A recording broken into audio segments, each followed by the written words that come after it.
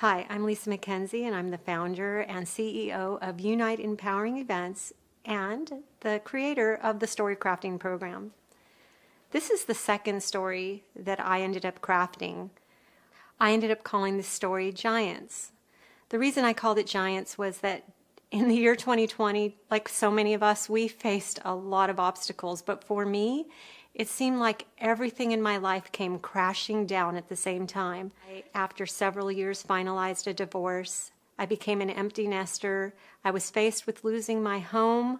I had COVID. I had to reinvent my business. All this happened at the same time. And I spent the greater part of the end of the year crying on the couch.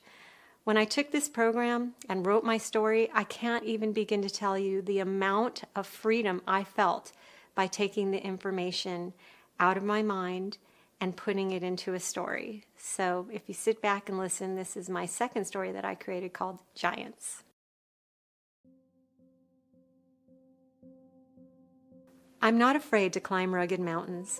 As a Capricorn, it's in my nature. Step by step, I carefully and skillfully make my way up even the roughest of terrains. Goats, as we are referred to, rely on our innate sense of stability to keep climbing, step by determined step. Goats seldom fall off their mountains unless a predator gets in our path, and such is the position I found myself in 2020, where my climb to the top was interrupted by an avalanche. And the interesting part of that avalanche was that I knew it was coming, and yet I chose to climb that mountain anyway. That's what we goats do. Cracks, crevices, or impossible rocky terrains in front of us. We keep climbing. When the avalanche made its way toward me, the ground beneath me shook, and I lost my sure footing as I reached out and I grabbed anything that I could hold on to, precious parts of my life that seemed to be crumbling away.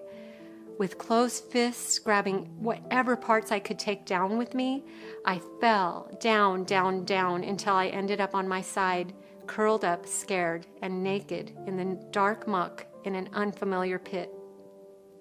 When I opened my eyes, I was terrified to see horrifying, towering giants surrounding me.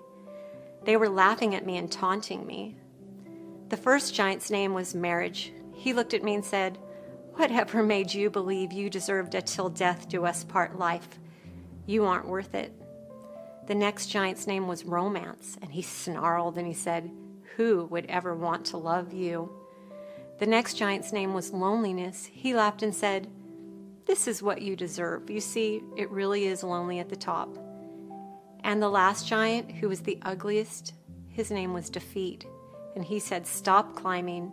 Your place is here with us in the bottom of this pit." I wept and I was sorrowful and started believing that maybe this is where I truly belonged. I lay in that position night after night, calling out to God to save me.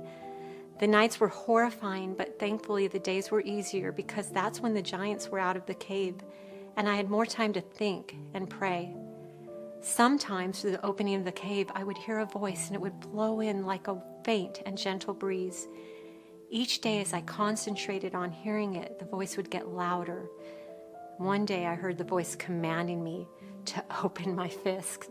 I forgot that I was still clenching them, and when I opened my hands, inside of each fist were rocks that I had grabbed while falling.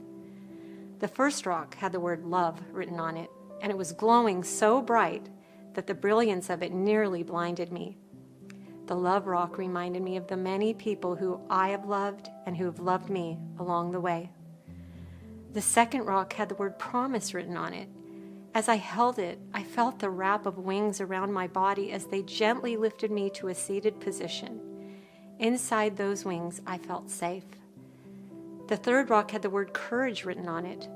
"Do not be afraid, for I am with you," the courage rock said, and it commanded me to stand up. And the last rock had the word faith written on it.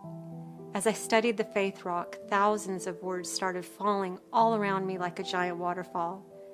As I looked down, I saw that words were swirling around my feet until they formed the shape of a golden platform that I found myself standing on.